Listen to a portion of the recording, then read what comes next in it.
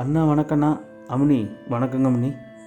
கோயம்புத்தூர் பற்றின வீடியோனால் கோயம்புத்தூர் ஸ்லாங்லேயே வணக்கம் சொல்லியாச்சு. வாங்க வீடியோக்குள்ளே போவோம்.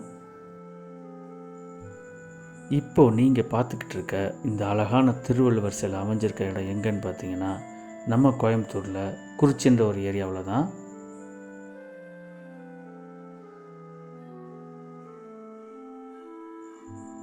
இந்த குறிச்சியில் ஒரு பெரிய கண்மா இருக்குது. அதுக்கு பக்கத்துலேயே தான் இந்த ஒரு பள்ளம் இருந்தது. இது ஒரு சின்ன குட்டை மாதிரி இருந்திருக்குன்னு நினைக்கிறேன். முன்னாடி அவ்வளோ நீட்டாக இருக்காது இந்த இடம்.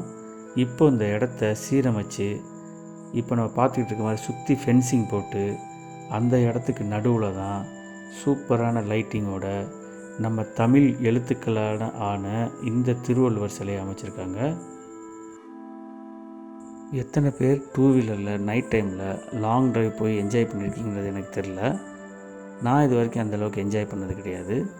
இதுதான் என்னுடைய ஃபஸ்ட் எக்ஸ்பீரியன்ஸ். கோயம்புத்தூர் கிளைமேட்டுக்கும் நாங்கள் நைட்டு டூ வீலரில் சுற்றுனதுக்கும் செம்மையாக என்ஜாய் பண்ணோம். மொத்தமாக ஒரு 3 மணி நேரம் சுற்றிருப்போம். அதில் ஃபஸ்ட்டு நாங்கள் பார்த்தது இந்த திருவள்ளுவர் சிலை.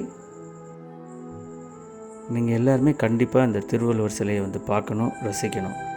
தமிழ் எழுத்துக்களை வச்சு இப்படி ஒரு திருவள்ளுவர் சிலையை உருவாக்க முடியும் அப்படின்னு ஃபஸ்ட்டு அந்த சிந்தனை வந்தவர், இதை பெர்ஃபெக்டாக பிளான் பண்ணி செஞ்சு முடித்த எல்லாருக்குமே என்னுடைய மனப்பூர்வமான வாழ்த்துக்கள். ஏன்னா இது கண்டிப்பாக வந்து தமிழை பெருமைப்படுத்தின அந்த திருவள்ளுவரை நம்ம பெருமைப்படுத்துகிற மாதிரி எனக்கு அதை பார்க்கும்போது ஒரு ஃபீல் வந்தது. நீங்கள் என்ன ஃபீல் பண்ணுறீங்கன்றதை கண்டிப்பாக கமெண்ட்டில் சொல்லுங்கள். தேங்க்யூ.